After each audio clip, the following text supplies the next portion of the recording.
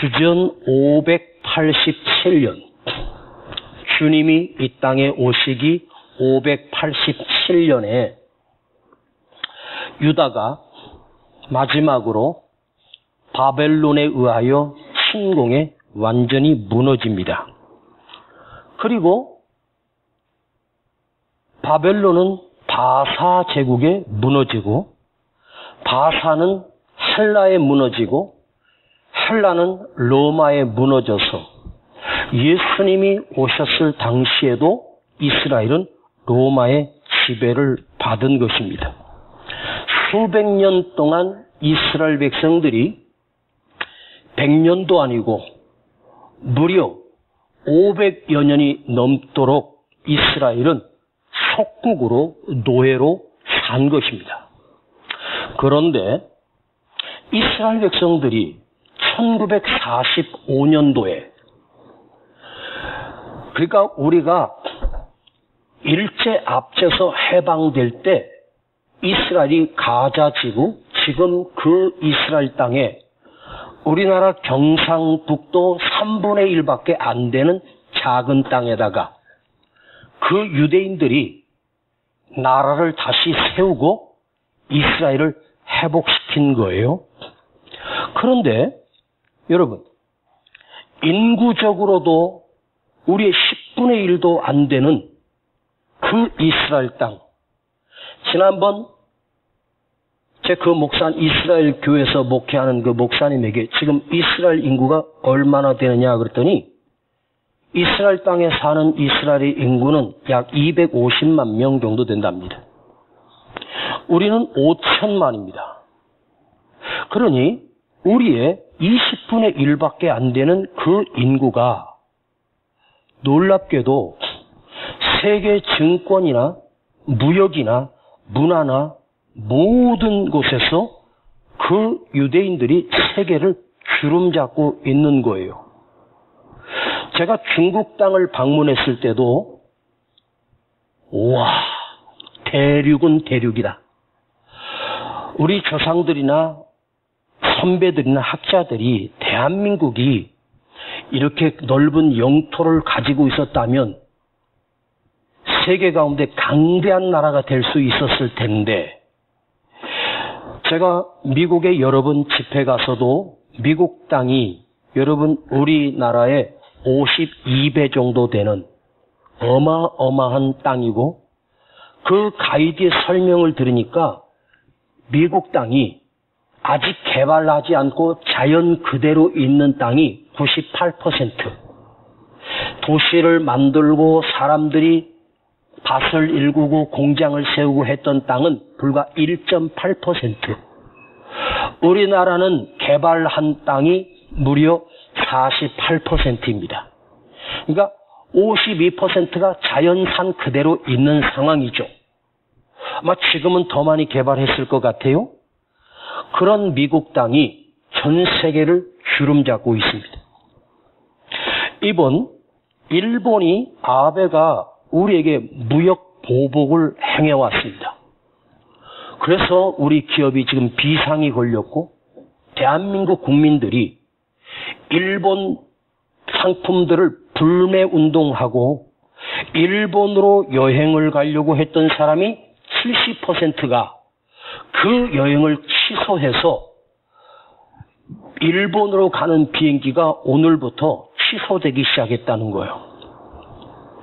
그런데 정부에서, 문재인 정부에서 정식적으로 국민들에게 일본 불매 운동을 하자고 선동할 수는 없고, 국민들이 자발적으로 일어나서 일본 제품은 사지도 쓰지도 말자는 운동이 지금 일어나고 있습니다.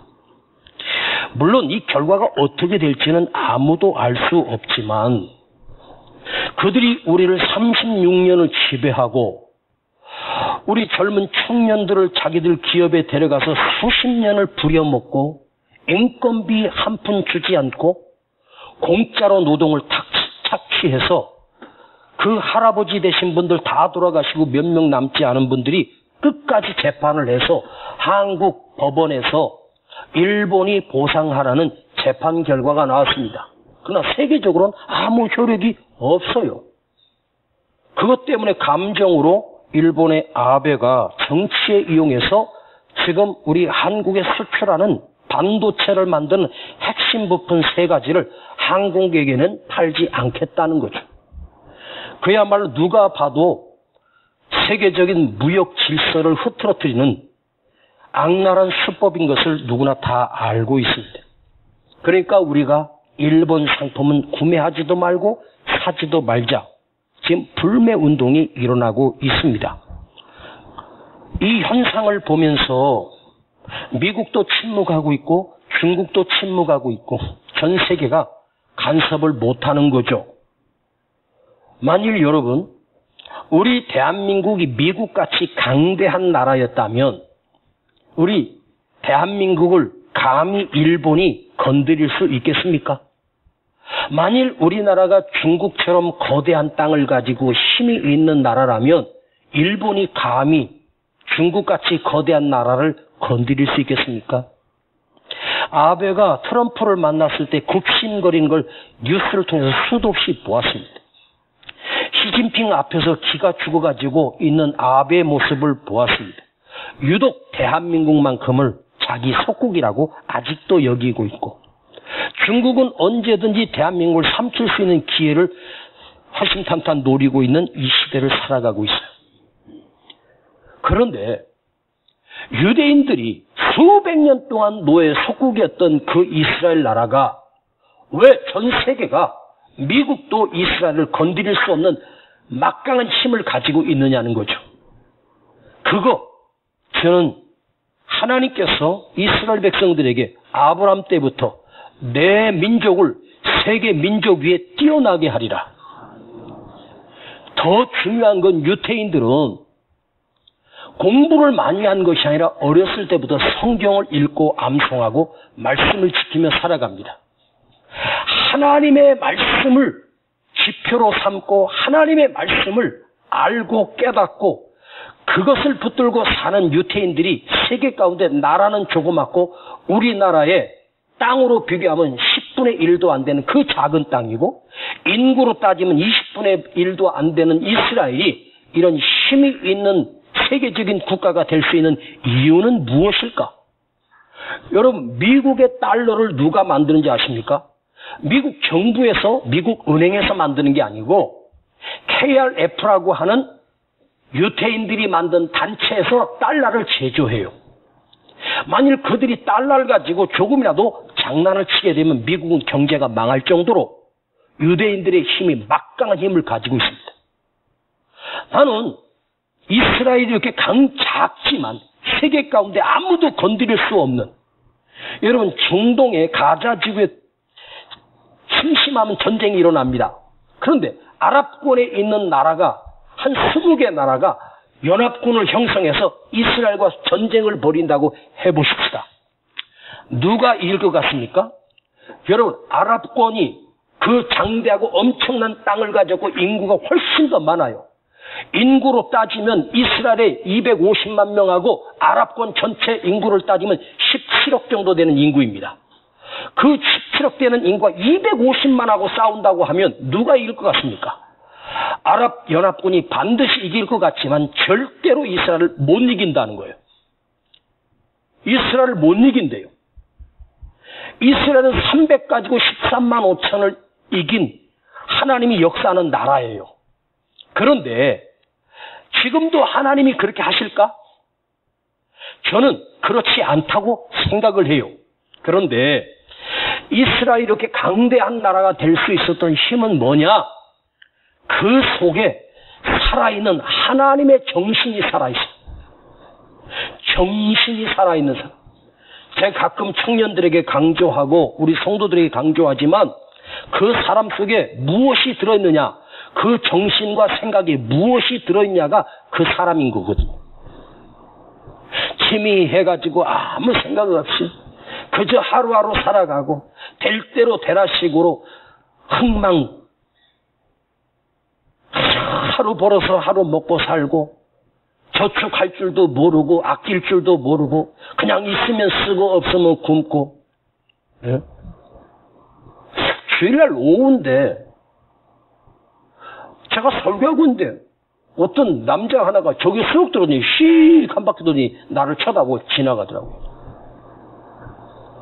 그 누군가 하고서 본 것 같은데 요 길 앞에서 나한테 목사님이라고 알아보면서 목사님 방송 설교 잘 들었습니다. 그러면서 인사했던 사람이 그게 무슨 일 하냐 그랬더니 직장 구하고 있대요. 그게 3년 전 얘기인데 아직도 직장 구하고 있어. 지난 주일날 횡단보도에서 건너가려고 돼. 그 앞에 편의점 있지 않습니까? 그 앞에 편의점 앞에 유리창 앞에 그 대리석으로 깔아놓은 데다가 벌렁 누워가지고 있더라고요. 아휴. 길에서 저 만나면 아는 척하고 목사님 10,000원만 주세요 이런 사람 내가 몇 번 줬어. 멀쩡한데 사지가 멀쩡한데 지금 몇 년째 그냥 그러고 살아. 그걸 언제까지 도와줘야지 지가 스스로 자립하겠습니까? 여러분 다 망했어도 내 속에 정신이 살아있습니다. 근데 그 정신이 세상의 정신이 아니라 하나님의 정신, 하나님의 말씀이 똑바로 박혀있는 정신을 가지고 산다면 다 끝났어도 그 사람은 다시 일어나는 거예요. 그게 무서운 거예요. 그런데 그 정신이 어디서 나왔는가?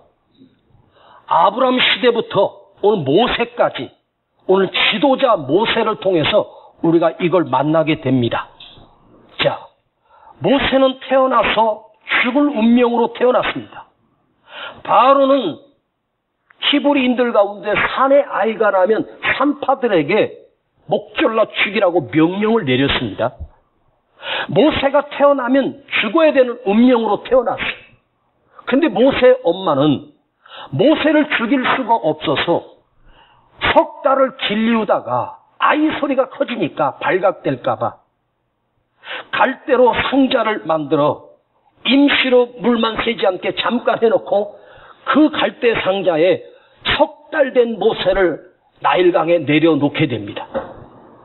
그런데 신기한 것은 그 순간에 바로의 공주가 그 나일강에 목욕하러 나왔어요. 시녀들과 함께. 그런데 하필이면 그 갈대숲에 쌓여있는 그 갈대 상자 속에 들어있는 아기 모세가 있는 그 상자가 그 바로의 공주의 눈에 놀랍게도 자기 눈에 그 상자가 띄는 거예요. 저것 좀 가지고 와봐라. 히브리인들이 버린 아기인 걸 뻔히 알면서도 그 상자를 열자 그 모세를 보는 순간 바로의 공주가 너무너무 예뻐 보이고 자기 아들로 키우고 싶은 욕심이 들어 그 갈대 상자에 들어있는 모세를 데리고 궁궐로 들어가 자기 아들로 삼아 신분 세탁을 해버렸습니다. 그리고 바로 왕궁에서 왕자의 신분으로 40년 동안 모든 것을 다 훈련하고 배웠어요. 그리고 40이 됐을 때 모세 마음속에 어머니가 나를 키우면서 그러니까 바로의 공주가 모세를 키울 수 없어서 히브리인 중에 전나는 여자를 데려다가 유모로 키웠는데 그 유모가 누구였냐면 모세의 친모였어요. 모세 친모가 모세를 키우면서 너는 히브리인이야. 너는 히브리인인 것을 절대 잊지 마. 너는 하나님의 백성이야. 그걸 세뇌시켰던 것이 나이 40에 기억이 나서 자기 백성들이 학대받는 것을 보고 가서 시비를 가리다가 애굽인을 주먹으로 쳐서 죽여 살인자가 됩니다. 그것이 왕에게까지 발각되어 그는 할 수 없이 바로 궁을 떠나서 그냥 아무 곳이나 멀리 도망을 갑니다. 도착해서 본 곳이 바로 미디안 광야였습니다. 그 미디안 광야에서 누구를 만납니까? 지난주에 그 사람 만나면 복이 되어주는 사람 누구였습니까? 이드로의 가정을 만나게 되고 이드로가 그 모세를 귀하게 여기고 자기 집에 들여서 자기 딸 십보라를 아내로 주어 결혼하고 장가들어 이드로의 양을 치면서 40년을 지내게 돼요. 그런데 오늘 본문에 우리가 지난번에 이드로를 묵상했는데 오늘 본문에 모세가 그 십보라와 결혼해서 두 아들을 낳았는데 첫 번째 아들은 게르솜, 두 번째 아들은 엘리에셀이라고 하는 두 아들을 얻게 됩니다.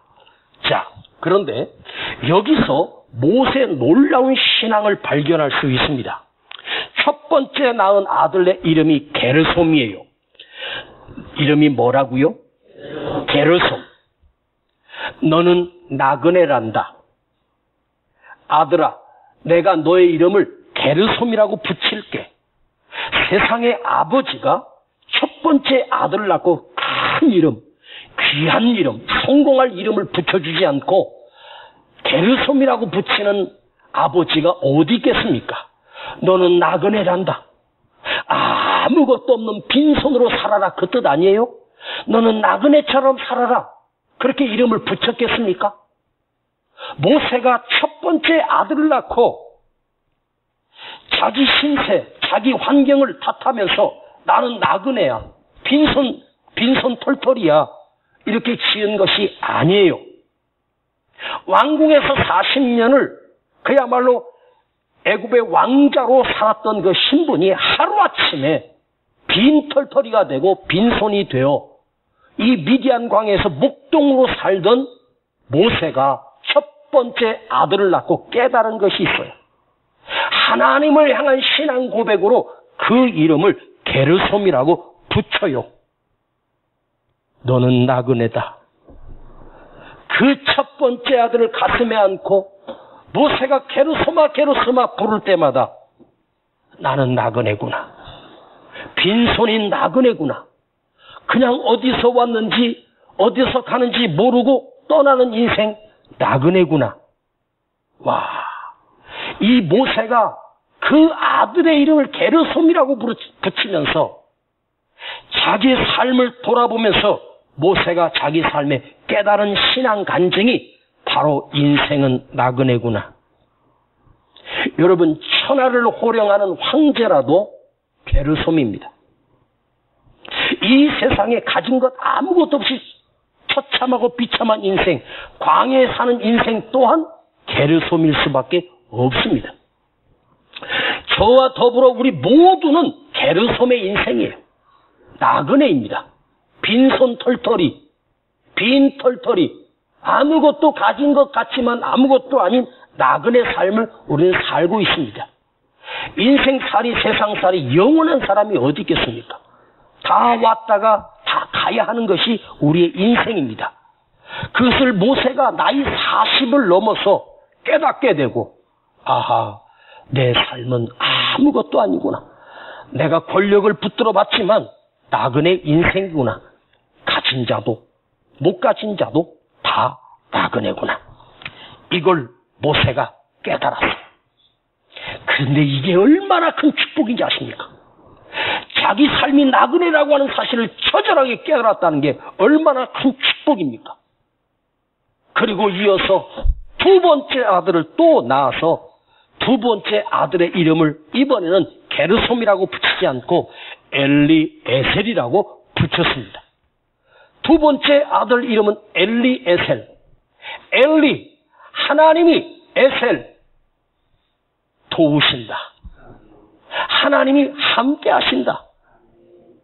두 번째 아들을 낳고 모세가 하나님이 나를 도우셨다고 이렇게 고백을 하면서 두 번째 아들의 이름을 붙여요. 아무것도 없는 미디안 광야에서 모세가 그 두 아들을 한 손에는 게르솜을 안고 한 손에는 엘리에셀을 품고 게르솜과 엘리에셀을 부르면서 모세가 무엇을 깨달았을까요? 자, 여러분, 엘리에셀, 하나님이 나를 도우신다. 이름 얼마나 큰 축복의 이름이에요. 그 엘리에셀이라고 하는 그 아들에게 너는 하나님이 도우시는 인생이 돼야 돼. 그렇게 붙인 것이 아니라 자기 신앙을 담아서 두 번째 아들에게 엘리에셀이라고 고백한 거예요. 그런데 모세의 고백을 보십시오. 게르솜이 없는 엘리에셀은 있을 수가 없어요. 그냥 엘리에셀만을 뚝 띄어서 하나님이 나를 도우신다가 있는 게 아니에요. 게르솜을 통과한 자만이, 게르솜을 깨달은 자만이 인생이 나그네요 빈손이 아무것도 아니라고 하는 사실을 철저하게 깨달은 자만이 하나님의 도우심을 알게 된다는 거죠. 그 고백이 거기에 있는 거예요. 여러분, 인생이 나그네임을 깨달은 자만이 겸손히 하나님 앞에 엘리에셀을 구하는 거예요. 하나님의 도우심을 구하고 하나님을 의지하고 살 수밖에 없어요. 내 자신이 나그네임을 지각하고 내 자신이 나그네임을 철저하게 깨달은 자만이 하나님의 도우심을 구할 수밖에 없어요. 그러니까 게르솜을 통과하지 못하면 하나님의 도우심을 구할 수가 없어요. 그래서 모세의 삶이 찬란하게 빛이 날 수밖에 없는 사실은 게르솜을 깨달았기 때문에 내가 빈털터리여 나는 아무것도 아니요. 내가 할 수 있는 건 아무것도 없다는 말이에요. 나는 무능한 자다. 그럴 때 전능하신 하나님을 철저하게 의지하는 거죠. 그래서 게르솜을 통과해야 엘리에셀의 하나님, 축복의 하나님, 역사하시는 하나님, 나를 도우시는 하나님을 경험할 수 있다는 말이에요.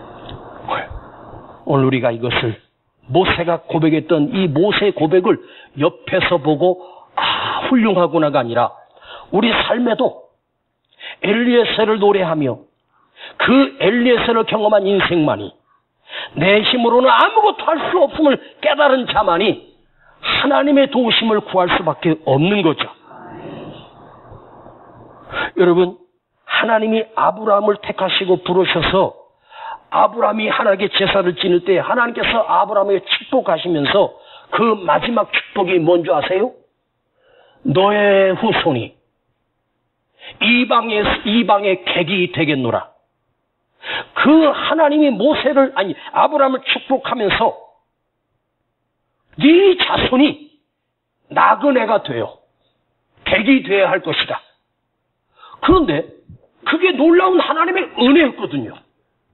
하나님께서 아브라함에게 네 후손들이 번성하고 세계 열방 가운데 뛰어나고 잘되고 승승장구한다고 말하지 않아요. 네 후손들이 이방에서 객이 되어야 할 것이다. 그게 뭐예요? 이스라엘 백성들이 애굽에서 430년 동안 노예의 삶을 살았던, 객이 되었던, 노예는 뭐죠? 내 것이 없는 거예요. 노예가 가진 것도 누구 거예요? 주인 거란 말이에요. 내가 잃은 것도 내 것이 아니라 주인 거예요. 그러니까 노예는 아무리 애써도 내 것이 될 수가 없어. 그런 삶을 하나님이 430년을 겪게 하신 거예요. 그게 뭐죠? 광야예요. 그리고 430년 동안 나그네임을 알게 한 그 이스라엘 백성들을 끄집어내서 자, 일주일이면 갈 수 있는 가나안 땅을 일주일 만에 보내는 게 아니라 40년을 통과하게 해요.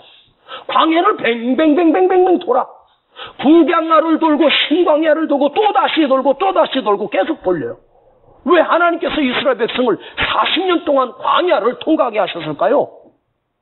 하나님이 자기 백성을 삼으시면서 너희는 나그네임을 철저하게 깨달아라. 너희는 빈손임을 철저하게 깨달은 자만이 가나안의 축복을 얻을 수 있다. 그런데 그걸 통과하지 못하고 1세대는 다 엎드러져 죽어. 그 2세대만 가나안 땅에 들어가 그 기업을 얻게 되죠. 광야의 삶을.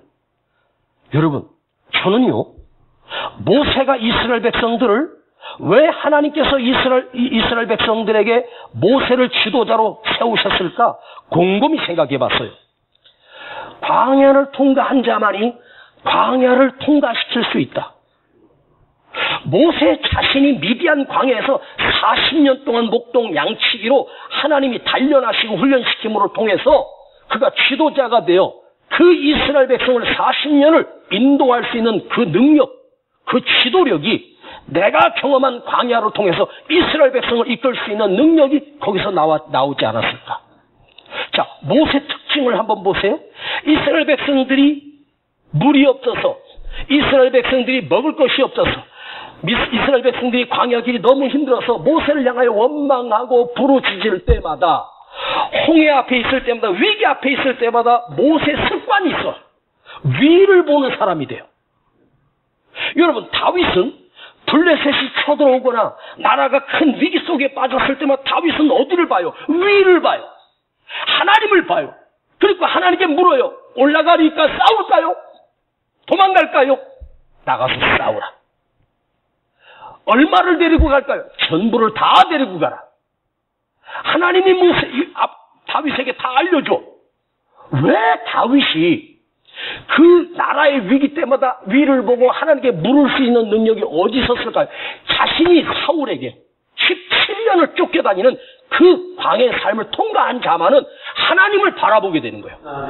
게르솜을 경험한 사람은 엘리에셀을 알게 되는 거예요. 하나님이 나를 도우심을 알게 되는 거예요. 그래서 모세가 그 위기 때마다 홍해 앞에서든지 썸물 앞에서든지 아말렉과 전쟁할 때든지 언제나 산에 올라가 손을 들고 하나님께 기도하고 하나님께 물어요. 그게 하나님이 나를 도우신다는 그냥 나온 게 아니야. 광야를 통과한 나그네의 힘을 철저하게 삶으로 깨달은 자만이 엘리에셀을 노래할 수 있고 엘리에셀의 신앙으로 성장할 수 있다는 말이에요. 광야. 아무것도 없는 것이 광야예요. 어떤 목사님이 광야라고 하는 책을 짧은 책을 썼는데 내가 그걸 한 2주 전에 재밌게 읽었어요. 그분이 성지순례 가서 오랫동안 준비해서 몇 분들과 함께 광야로 들어가서 광야를 일주일 정도 체험한 기록을 써놨는데 광야를 가니 풀 한 폭이 없고 오늘 봤던 저 모래산이 내일 아침에는 또 높은 산이 없어지고 평지가 되고 평지가 되었던 그 다음날 바람이 불어서 모래가 쌓여서 언덕이 되고 그게 광야래요. 저 끝을 아무리 봐도 태양과 맞닿아 있는 모래판만 보인다는 거죠. 풀 한 폭이 없고 나무 하나 없는 그야말로 구름 한 점 없는 그 광야를 통과한다는 건 불가능하대요. 그런데 광야에 서보니까 뭘 깨닫냐면 그 아무것도 없는 곳인데 놀랍게도 그 아무것도 없는 곳에서 나 스스로 나도 모르게 아버지를 향하게 된다는 거예요. 하나님만 바라보게 된다는 거예요. 광야의 신비한 은혜, 광야의 신비한 능력은 보이는 것이 없으니까 우리는 너무 많이 보이는 게 많아. 세상이 너무 화려해. 보이는 사람도 많고 그래서 하나님이 안 보이는데 광야에 서면 저절로 고개가 위로 올라간대요. 위를 바라보게 된대요. 하나님만 보게 하시는 은혜의 광야. 하나님만 느끼게 하는 놀라운 능력의 광야. 아무것도 없고 아무것도 들리는 것이 없고 바람소리밖에 없고 햇빛은 쨍쨍 찌는 그곳에서 하나님의 음성을 듣게 하는 그런 은혜가 광야의 축복인 거예요. 오늘 여러분 우리가 광야에 갈 수는 없지만 내가 오늘 믿음으로 광야를 체험하면서 여러분이 이 광야에 서 있다는 사실을 내 삶이 광야요, 내 삶이 나그네의 힘을 자각하고 이걸 깨닫고 나는 게르솜이다. 나는 아무것도 없다. 가진 것도 이룬 것도 없다. 철저하게 나그네의 힘을 자각하고 고백하면서 그때서야 엘리에셀 하나님 도와주세요. 하나님이 인도해 주세요. 하나님이 내 삶을 책임져 주세요. 고백할 수 있는 거예요. 엄마 품에서 자랐던 야곱이 처음으로 집에서 쫓겨나 형에게 죽을 수밖에 없어서 쫓겨나 기름 한 병 들고 하란 땅으로 어머니가 적어준 주소 하나 들고 하란 땅으로 가게 됩니다. 그런데 그가 처음으로 인생에 태어나 처음으로 집에서 쫓겨나 광야에서 돌을 베게 하고 누웠을 때 어떤 일이 일어났습니까? 하늘이 열리면서 천사들이 하늘과 땅 사이에 사닥다리가 오고 거기 천사들이 오락내리락 하면서 하나님의 음성이 들려요. 야곱아 야곱아 네가 어디로 가든지 내가 너와 함께 할 것이며 너는 반드시 돌아올 것이며 내가 너를 반드시 세우리라고 하는 하나님의 언약을 듣게 돼요. 하나님이 야곱을 선택하셨어요. 에서가 아니었어요. 야곱을 선택하셨어요. 근데 하나님의 음성을 듣는 곳이 어디냐? 광야에서 하나님의 음성을 듣고 광야에서 하나님의 하늘이 열리는 축복을 경험해. 그게 광야야. 아무것도. 세상에서 제일 겸손한 사람들이 모여있는 곳이 어딘지 아십니까? 바로 암병동에 있는 죽음을 기다리며 산소호흡기 꽂고 있는 사람들처럼 겸손한 사람이 없대요. 네? 그런 사람들에게 가서 복음을 전하면 그렇게 전도가 쉽게 된다는 거죠. 나는 끝났구나. 내 시간은 며칠도 남지 않았구나. 석 달도 살지 못한다고 했어. 이제 2달 살았으니 1달도 남지 않았을 때 인생이요. 그때서 생각이 달라지는 거예요. 내 힘으로 살 수가 없구나. 임종 직전에 전도하긴 힘들잖아요. 언제 죽을지 모르니까. 사람이 병들고서야 깨닫게 되고, 병들고서야 들리는 음성이 있고, 병들고서야 겸손해지는 놀라운 매력이 있는 것. 그게 광야. 할렐루야. 아멘. 여러분, 오늘 여러분 가진 것이 있고, 집도 있고, 절도 있고, 옷도 있고, 차도 있고, 자식도 있고, 다 있는 것 같은데, 그러나 그거 내 거 아니에요. 임시로 하나님 잠깐 맡기신 거예요. 그럼 여러분이 은혜가 되려면 내가 나그네임을 깨닫고 내가 나그네임을 인정해야 됩니다. 다시 말씀드릴게요. 이 세상은 내 인생의 목적지가 아니야. 경유지야, 경유지. 잠깐 거쳤다 가는 곳이에요. 내가 갈 곳은 저 영원한 하늘나라예요. 할렐루야. 이 광야에서 나는 한낱 바람처럼 왔다가 바람처럼 사라지는 아무것도 아닌 존재구나. 나는 나그네구나. 이걸 빨리 터득한 자만이 엘리에셀을 노래할 수 있어요. 하나님의 도우심을. 여러분, 내가 다 가지고 있고 부족한 것이 없을 때 엘리에셀이 통해요? 내가 지금 의지할 곳도 많고 기댈 수 있는 곳도 있고 쓸 돈도 있고 내 나름대로 벌어놓은 것도 있고 모든 것이 안정됐어요. 부족함이 없어. 그런 자에게 엘리에셀이 간절해지겠습니까? 결코 불가능해요. 빈손일 때 철저하게 하나님 나를 도와주세요. 엘리에셀이 얼마나 간절해지겠어요. 아멘. 네. 모세가 40까지 하나님도 알고 이스라엘 백성도 알고 있었습니다. 이집트의 세상에서 왕자로 모든 학문을 터득했습니다. 그런데 그가 그때 했던 일은 나라 민족을 구원하겠다고 나가서 했던 일은 고작 무슨 짓을 했습니까? 살인마가 됐습니다. 사람을 죽이는 살인의 도구가 되고 말았습니다. 그런데 나이 80에 게르솜을 깨닫고 엘리에셀을 노래했던 그가 자기 백성을 바로의 손에서 건져내는 능력의 도구로 쓰임받아요. 할렐루야. 아멘. 아브라함의 엘리에셀을 성경이 찾아보니까 아브라함의 종이었던 엘리에셀이라고 하는 종이 하나 있었어요. 그때 아브라함이 나이 많아 자기 하나밖에 없는 아들 이삭을 장가를 보내려고 하는데 그 가나안 땅 이방 땅에서 아무 여자나 불러서 하나님의 자손으로 만들 수 없어서 자기의 고향이었던 그 하란 땅으로 갈대 우르로 엘리에셀을 보내요. 그때 아브라함이 누워있어서 엘리에셀을 불러요. 엘리에셀아, 네가 가서 내 자부를 구해와라. 제가 어떻게 구하죠? 아니야, 나는 너를 믿어. 네 지혜를 믿고 네 판단을 믿어. 그리고 환도뼈에 손을 얹고 언약을 맺고 엘리에셀을 보내요. 엘리에셀은 아무것도 없이 자기 주인 아브라함의 자부, 며느리를 구하러 하란 땅으로 가요. 그때 엘리에셀이 뭐라고 기도해요? 하나님, 내가 하란 땅에 가서 처음 만나는 여자에게 몇 가지를 시험할 것인데 그대로 하는 자가 하나님이 언약하신, 하나님이 약속하신 그 아브라함의 며느리가 될 줄을 나는 믿습니다. 그리고 우물가에서 누구를 만나요?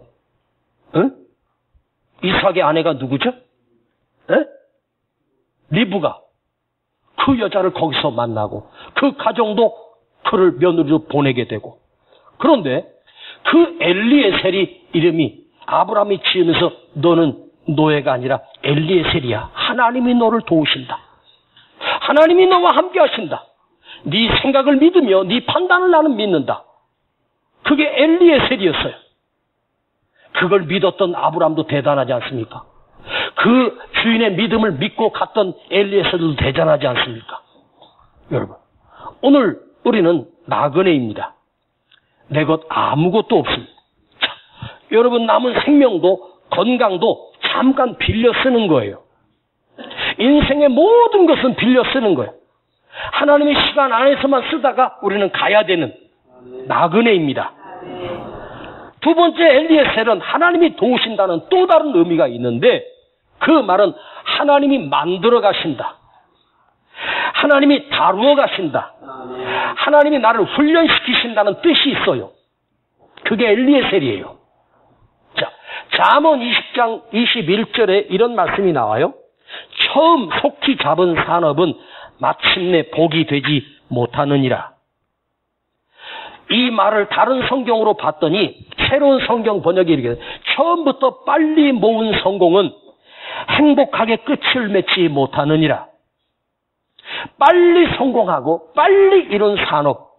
저 사람 일찍 20살에 성공했고 일찍 성공해서 큰 기업가 사업가가 됐어. 얼마나 부러워. 그런데 성경은 속히 이룬 것은 결국 복이 되지 못하고 망하게 된다는 거죠. 응? 이거 이유를 설명할까요? 빨리 이뤘다는 말은 서둘렀다는 거예요. 서둘렀다는 말은 견고하지 못하다는 거예요. 부실한 과정이라는 거죠. 우선은 멀쩡한 것 같아도 일찍 잡은 성공은 반드시 무너져.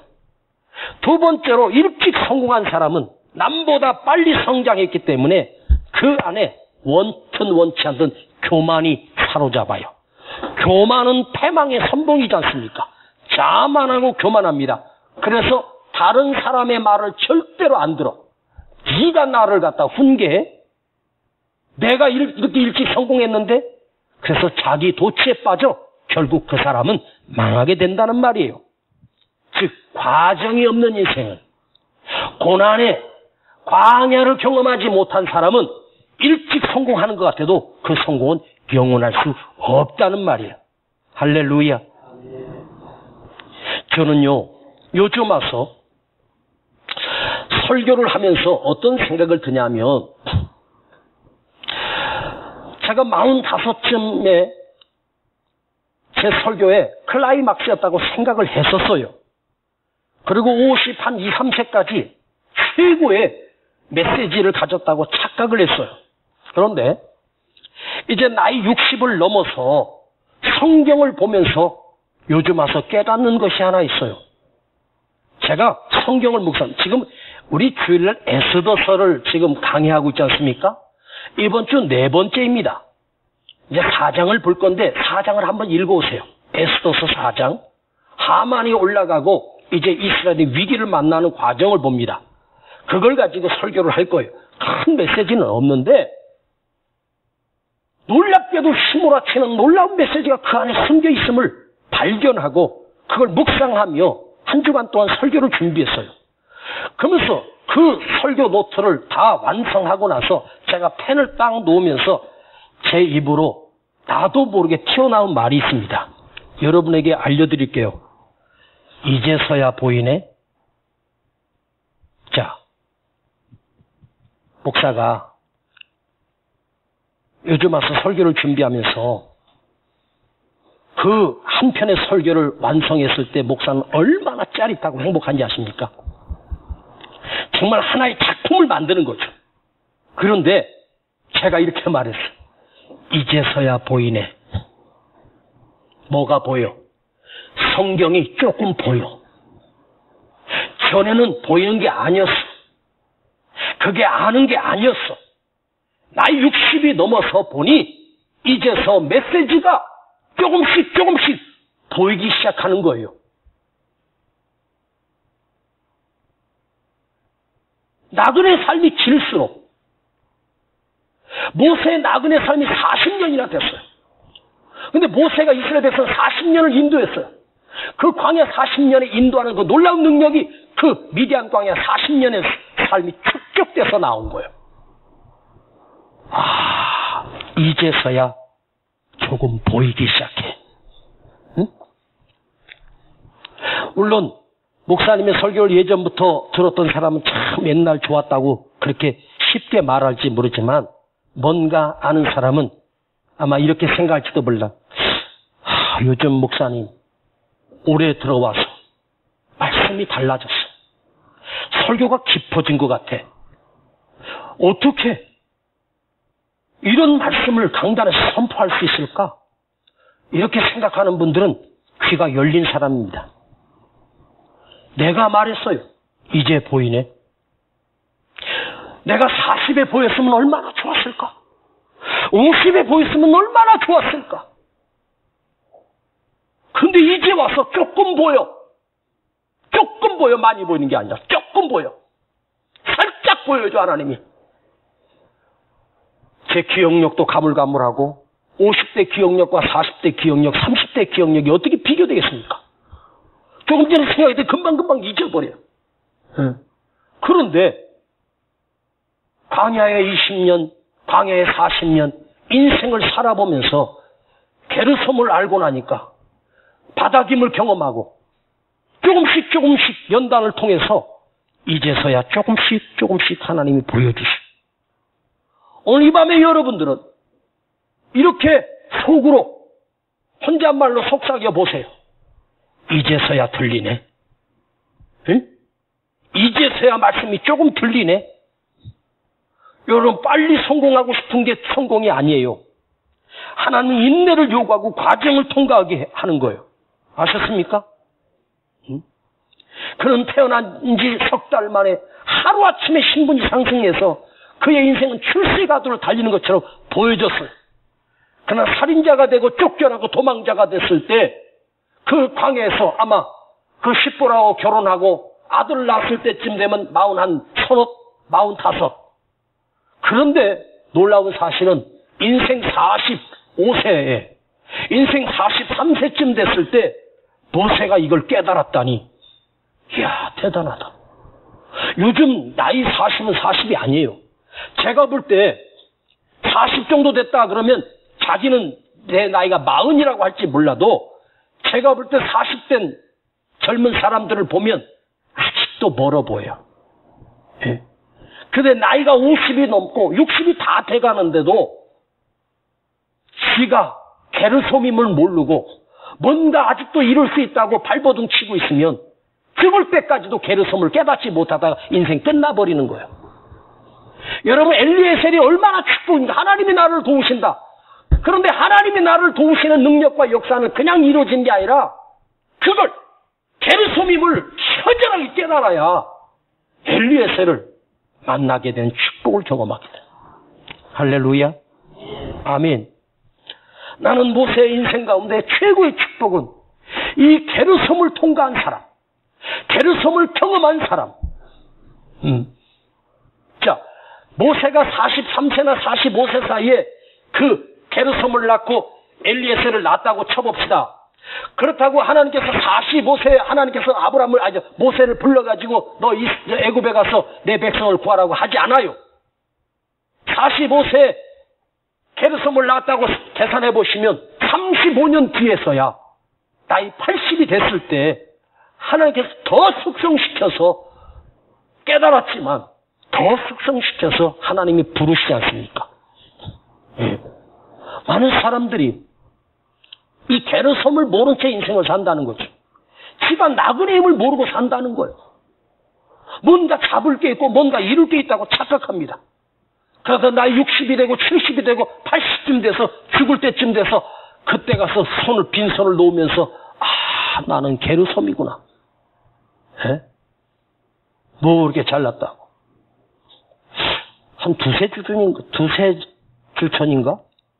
우리 교회 와서 어떤 나이 드신 분이 같이 예배를 드리고 저랑 식사하면서 대화를 나눈 적이 있었어요.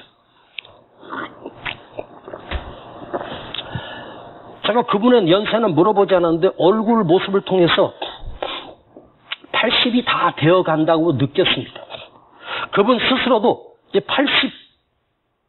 내 나이가 80이 다 됐다고 말씀하시더라고요. 그런데 80년을 사신 그분이 저랑 한 30분 대화를 통해서 30분 동안 나는 듣기만 했고, 그러십니까? 예, 훌륭하십니다. 그러세요? 이 정도만 박자를 맞춰줬지 30분 동안 그분은 자기 말씀만, 자기 이야기만 했습니다.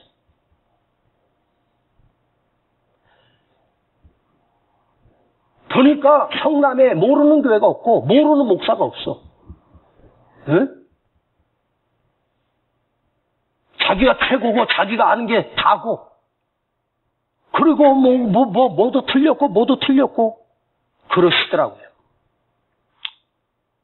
제가 강단에서 얘기하기는 좀 그렇지만 제가 속으로 느낀 건 나이 80을 잡수셨어도 아직도 게르솜을 모르고 엘리에셀만 붙들고 사는 어리석은 인간이구나.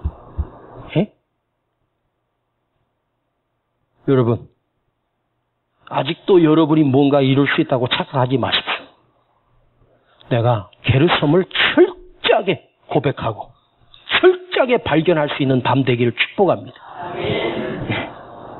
여러분, 인생은요, 진짜 모든 인생이 다 그야말로 허무하게 끝나는 게 인생이에요. 여기 계신 분들 중에 몇 년 안에 아니면 올해를 못 넘기고 허무하게 인생을 끝내는 사람도 있을 수 있어요. 그러나 오늘 이 말씀을 깨닫기만 하면 당신이 이 세상을 떠난 날 허무하게 게르솜으로 끝나는 인생이 아니라 엘리에셀을 붙들고 영원한 생명을 얻을 수 있는 사람임을 기억하십시오. 할렐루야. 게르솜에서, 나그네에서 하나님이 나를 도우심을 경험하게 되는 거예요. 그런데 그래도 인생의 이치를 깨달은 사람이 게르솜까지 깨닫는 사람도 가끔 있어요. 그것만 해도 훌륭해요. 모세는 42, 43, 45 되기 전에 게르솜을 깨달았는데 70, 80을 살면서도 아직도 게르솜을 모르고 허황된 꿈을 꾸며 사는 사람이 얼마나 많은지 몰라요. 자, 미디안 광야에 모세 말고 목동으로 살았던 사람이 모세 말고 얼마나 많았겠습니까?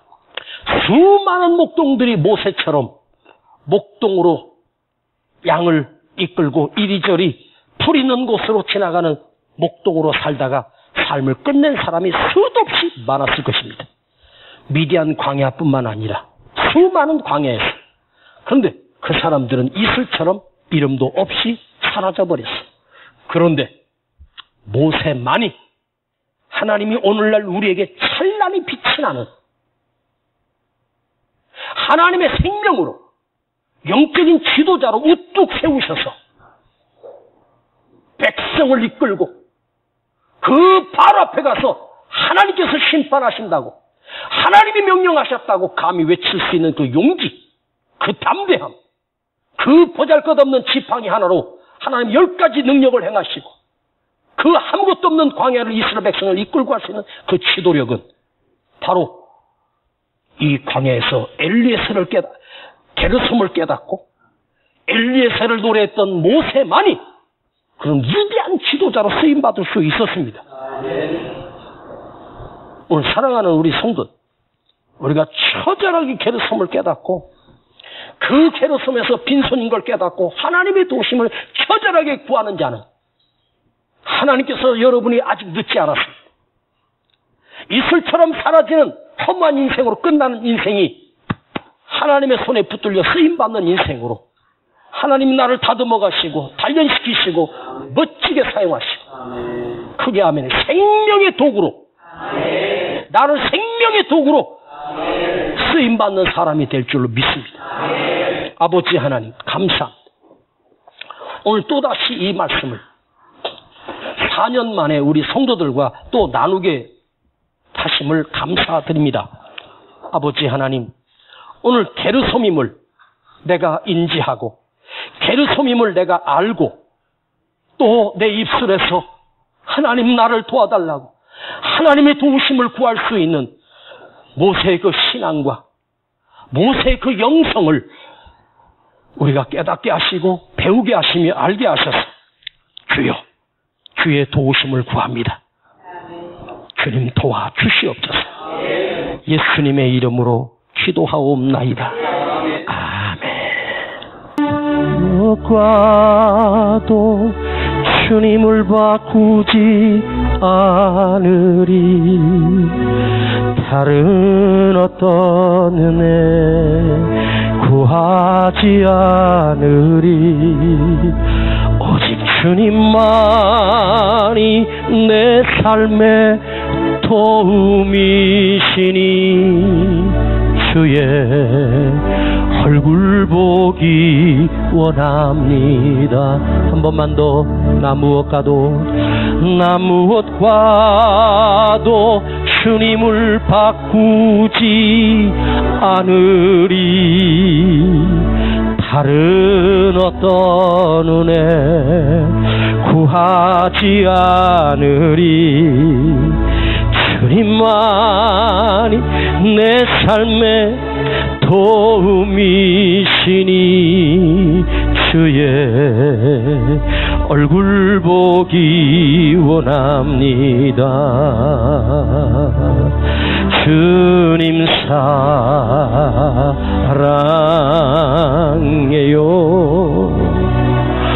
온 마음과 정성 다해 하나님의 신실한 친구 되기 원합니다. 주님 내가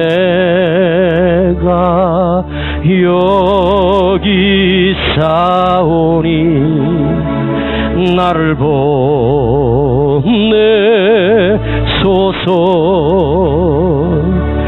나의 몸 주께 드리오니 주 받으옵소서.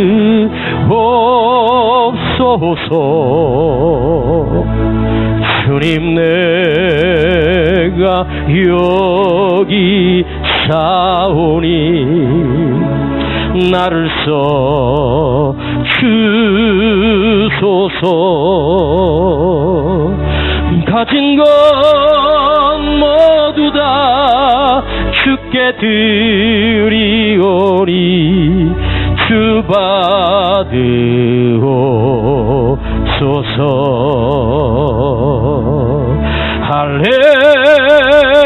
할렐루야 할렐루야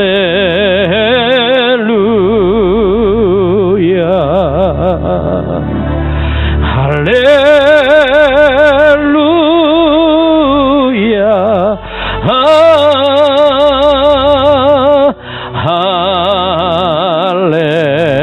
할렐루야.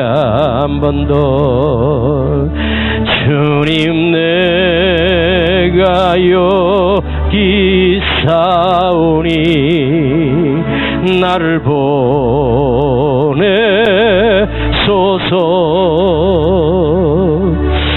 가진 마음 나의 몸 주께 드리오니 주 받으옵소서.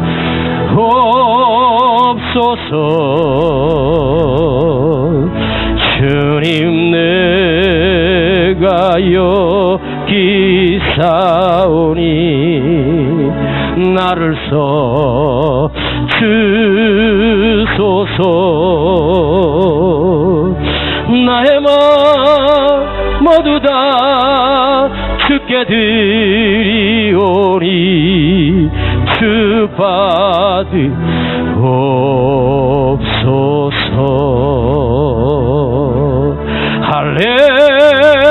할렐루야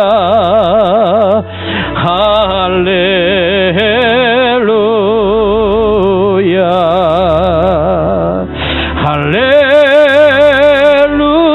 할렐루야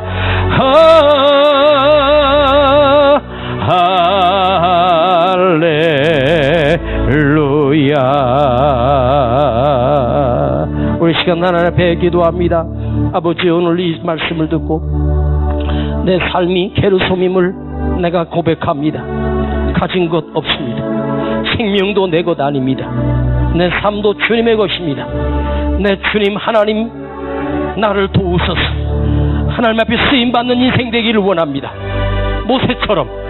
그러나 게르솜을 경험한 자만이 엘리에셀로 나아갈 수 있습니다. 주님, 오늘 내가 이 처절하게 내가 나그네 힘을 알게 하시고 내 힘으로 아무것도 할 수 없고 나는 광야에 있는 인생임을 주님 앞에 고백합니다. 주님의 도움 없이는 살 수 없습니다. 하나님의 능력이 없이는 살 수 없습니다. 주님 나를 손을 붙들어 주시고 모세처럼 사용해 주시고 아버지의 도구로 쓰임받기를 원합니다. 우리 두 손 높이 들고 주여 부르고 기도합니다. 주여! 주여! 주여!